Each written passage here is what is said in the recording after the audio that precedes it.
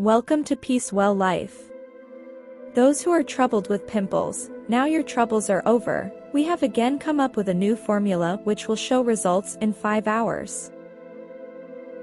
Looking for natural ways to treat pimples?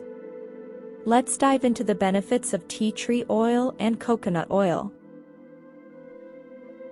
Tea tree oil is a powerful antibacterial and anti-inflammatory essential oil. It helps to reduce redness, swelling, and bacteria on the skin. Always dilute tea tree oil with water or a carrier oil to avoid irritation. Apply directly to the pimple with a cotton swab.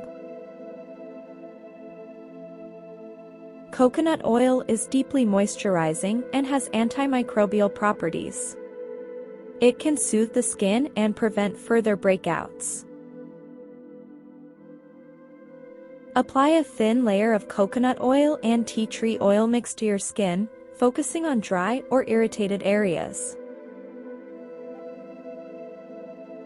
Both tea tree oil and coconut oil can be effective in managing pimples. Always patch test first and consult a dermatologist for persistent acne.